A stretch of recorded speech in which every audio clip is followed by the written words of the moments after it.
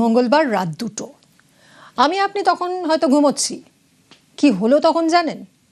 আবার হোটেলে আগুন, সেটাও একেবারে হার্ট অফ দ্য সিটিতে, ফ্রি স্কুল স্ট্রিটে। রবিবার রাতে তারাপীঠের হোটেলে আগুন, আর মঙ্গলবার রাতে কলকাতায়। ঘুমের মধ্যেই দম বন্ধ হয়ে শিশু, মহিলা সহ 9 জনের মৃত্যু। দমকলের হেডকোয়ার্টারের নাকের ডগায় এমন এক হোটেল যেখানে অনিয়মই যেন নিয়ম। আমরা রুমে শুয়ে রয়েছি, দেখলাম যে হাউকাউ বেরিয়ে আসলে দেখলাম যে উপরে আগুন লেগেছে। নিচের হোটেলে ছিলাম, সেকেন্ড ফ্লোরে লেগেছে। বেরিয়ে এসছি আমরা, ভালোই দেওয়া হয়েছিল, আনুমানিক 2টা। দমকল এসে কাজ করেছে? হ্যাঁ, সাথে সাথে।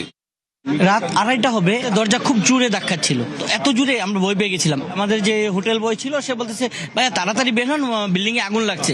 তো আমরা তাড়াহুড়া করে বাচ্চা নিয়ে আমরা নেমে পড়ছি। হোটেল বয়ের তৎপরতায় আমরা আসলে বেঁচে গেছি। যদি উনি এভাবে না করতো তাহলে হয়তো আমরাও এই মৃত্যুর শিকার হতে পারতাম। হওয়ার জন্য বাইরে আসার পর অনেকটা শ্বাসকষ্ট হয়ে গেছে। সেকেন্ড ফ্লোরে আগুন লাগছে, তো ওই সেকেন্ড ফ্লোরে যারা ছিল তারা হয়তো রুমের থেকে বেরোতে পারে নাই। আর ফোর্থ ফ্লোরে যারা ওরা কিছু ছাদে উঠছে, দেখলাম যে ফায়ার ব্রিগেড আসছে, আয়শা উদ্ধার করছে। 4 নম্বরে একজন ছিল, উনি মোবাইল দিয়ে বারবার বলতেছে হেল্প হেল্প। ফায়ার ব্রিগেড গিয়ে গ্লাস ভেঙে ওনাদের মা এবং ছেলেকে বের করে আনছে। ফোর্থ ফ্লোরে কোনো অ্যালার্ম বেজেছে? ফায়ার ফাইটিং সিস্টেম কিছু দেখেছে? না, এরকম কিছু চোখে পড়েনি। আমরা ঘুমাতে গেছি, তখন হইচই শব্দ শুনে আমরা রুম থেকে বের হই। রুম থেকে বের হওয়ার পর দেখি উপর থেকে লোক নামতেছে, অনেক ধোঁয়া হচ্ছে। ধোঁয়ার সাথে সাথে মানুষ চিৎকার চেঁচামেচি করতেছে। তখন আমরা বাইরে চলে আসি। কিছু কিছু লোক আহত অবস্থায় বের হয়েছে।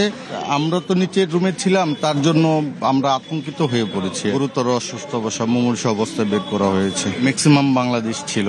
তাদের উপরের ফ্লোরে যারা ছিল তারাও বলেছে যে সবাই ম্যাক্সিমামই বাংলাদেশি ছিল, কিন্তু তারা যে ছিল এরা বের হতে পারেনি, এটাই শুধু তারা বলতেছে। দমকল সাথে সাথেই চলে আসছে। ছাদেও কিছু লোক উঠে গিয়েছিল, পরে ধীরে ধীরে দমকল বাহিনী লোকজন তাদেরকে নামিয়ে নিয়ে আসে। ফ্রি স্কুল স্ট্রিটে ভাড়া করা মৃত্যুকূপ, সাক্ষাৎ মৃত্যুর মুখ থেকে ফিরেছেন বাংলাদেশি দম্পতি। গতকাল হোটেল শিখা ইনে ওঠেন দম্পতি। আগুন দেখে কার্নিশ থেকে টর্চ জেলে হেল্প হেল্প চিৎকার করতে থাকেন। দম্পতির চিৎকারে দমকলে খবর দেন বাইক আরোহী। কার্নিশ থেকে দম্পতিকে উদ্ধার করে দমকল।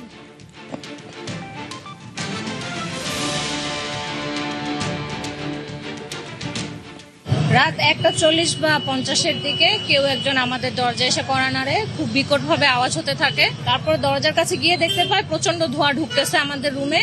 ও আর দরজা না খুলে আমরা দুজন মিলে সাহায্যের জন্য হাত বাড়াই জানলা দিয়ে। তারপর জানলাটা দেখতে পাই যে জানলাটা খোলা যাবে। জানলাটা খুলে আমরা দুইজন জানলার গ্রিল ধরে এই কার্নিশে নেমে পড়ি। আমার হাতে ফোন ছিল, ফোনের ফ্ল্যাশ লাইট অন করে সিগন্যাল দিতে থাকি যে আমরা এখানে আছি, সাহায্যের জন্য আওয়াজ দিই। দুজন লোক একটা স্কুটিতে যাচ্ছিল, ওনারা ফায়ার সার্ভিসকে ডেকে আনে। তারপর ফায়ার সার্ভিস কর্মী আমাদেরকে উদ্ধার করে। এখানে এসে এরকম একটা পরিস্থিতির মধ্যে পড়বো আর এইভাবে নিজের প্রাণ বাঁচে ফিরতে হবে, এটা কখনোই কল্পনা করিনি। এই রুম থেকে গিয়ে আরো কয়েকটা হোটেলই দেখা হয়েছে, ভালো হোটেলই আছি, কিন্তু তারপরও মনে হচ্ছে আবার কখন কি হয়ে যায়। ফ্রি স্কুল স্ট্রিট কলকাতার একেবারে প্রাণকেন্দ্র বলা যায়, বিদেশি পর্যটকদের পছন্দের ঠিকানা। এমন জায়গাতেই হোটেলে আগুন। হোটেল যেন মৃত্যুকূপ। থাকার ফ্ল্যাটে হোটেলের ব্যবসা। একটা ঘরকে প্লাইউড দিয়ে ভাগ করে 2টো ঘর বানানো হয়েছে। বিল্ডিংয়ে না আছে আগুন নেভানোর ব্যবস্থা, না আছে এমার্জেন্সি এক্সিট। এভাবে হোটেল চলছিল কিভাবে? ভিলেন কারা?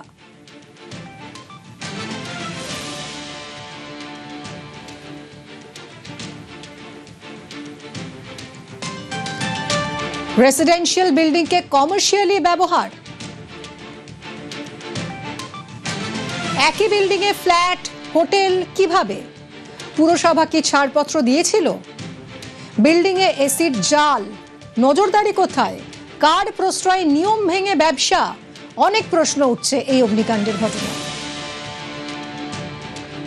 একটা মাত্র বিল্ডিং আর সেখানে একের পর এক হোটেল। কিভাবে? ট্রেড লাইসেন্স কিভাবে পেল?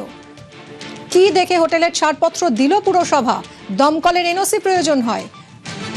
এখানে তো অগ্নি নির্বাপক ব্যবস্থাই ছিল না, তাহলে দমকল কি করে এনওসি দিল? পুরসভার অনুমতি ছাড়াই রমরমিয়ে এই ব্যবসা এতদিন ধরে চলছিল, কারো নজরে এলো না, কোনো নজরদারি ছিল না। নাকের ডগায় বেনিয়ম, নজরদারি কোথায়?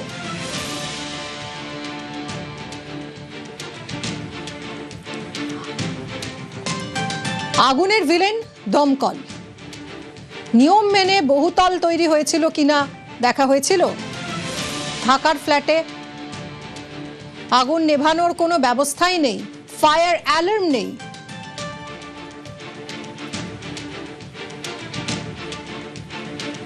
একটা ঘর প্লাই দিয়ে দুভাগ করা। কিভাবে দমকলের এনওসি পেল এই হোটেল? দমকলের ছাড়পত্র কি আদৌ নেওয়া হয়েছিল?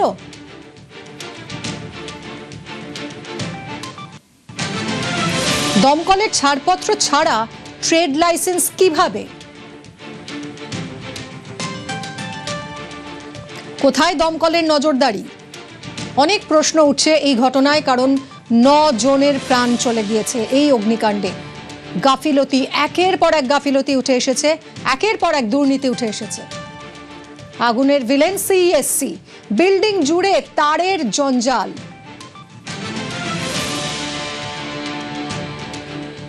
ঘরের থেকে বেশি এসি, খুপড়ি খুপড়ি ঘর, আর তার থেকেও বেশি এসি। বিদ্যুতের লোডের কি অনুমতি ছিল?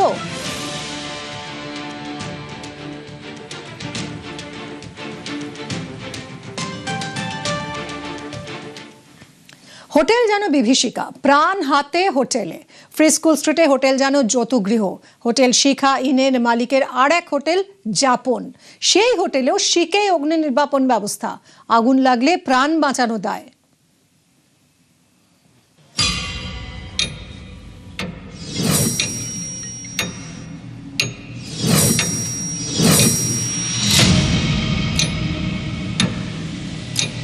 যে হোটেলে অগ্নিকাণ্ডের ঘটনা ঘটেছে সেই হোটেল মালিকের অপর একটি হোটেল রয়েছে ঠিক ওই অগ্নিকাণ্ডের দুর্ঘটনা ঘটা যে হোটেলটি তার ঠিক বিপরীত দিকে। আগুন নেভার যদি ঘটনা ঘটে তাহলে এটি ব্যবহার কিভাবে হবে সেটি কোনো উপায়ই নেই। দ্বিতীয়ত দেখুন, স্লাইডিং উইন্ডো রয়েছে, এখান থেকে আপনি বেরোতেও পারবেন, কিন্তু বেরিয়ে কোথায় যাবেন? আপনার পালাবার কোনো পথ নেই। তার কারণ পাশের কোনো বিল্ডিংয়ের চাল অ্যাসবেস্টার টিনের তাই জানলার সঙ্গে সম্পূর্ণভাবে আটকে রয়েছে, ফলে সেখান থেকে বেরিয়ে যাওয়ার কোনো রাস্তা নেই। তবে যখন দমকল বা পুলিশের তরফ থেকে এখানে পরীক্ষায় আসে বা কেএমসির তরফ থেকে, তাদেরকে দেখানোর জন্য এই যে ব্যবস্থা অর্থাৎ ফায়ার হাইড্রেন্টের যে ব্যবস্থা তা দেখিয়ে রাখা আছে, কিন্তু এমন কোনো এখানে ব্যবস্থা নেই যাতে কোনো আগুন লাগলে এগুলোকেও ব্যবহার করতে পারা যাবে। তার কারণ কোনো প্রশিক্ষিত কর্মীদেরকেই এই হোটেলগুলোতে নিয়োগ করা হতো না, যারা এই ধরনের বিপদের সময় সাহায্য করতে পারবেন, যারা আবাসিক হিসাবে হোটেলগুলোতে থাকছেন।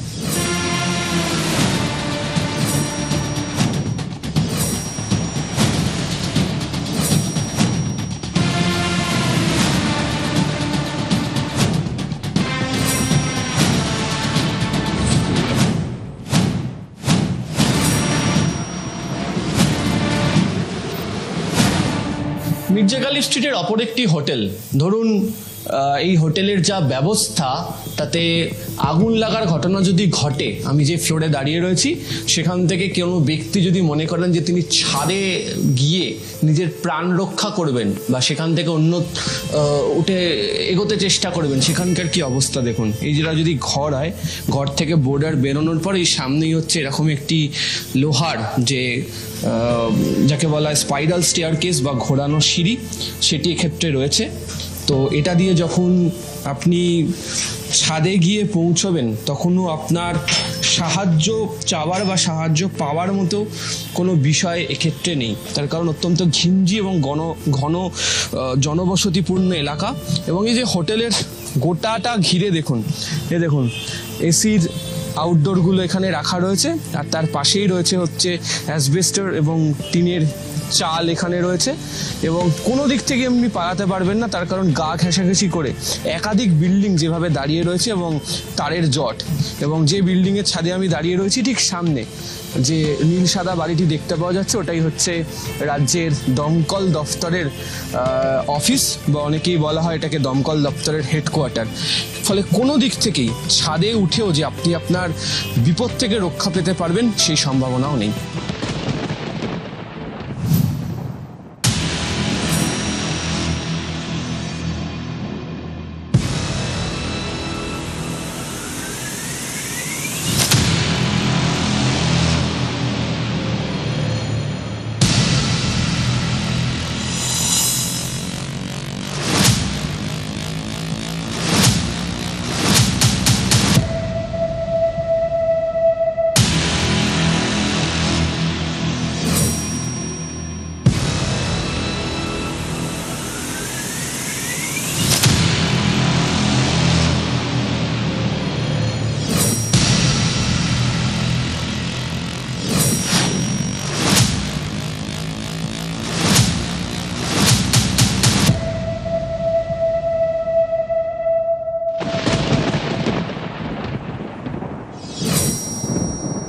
ক্যামেরা অসিত দাসের সাথে আবির ঘোষাল, নিউজ 18 বাংলা।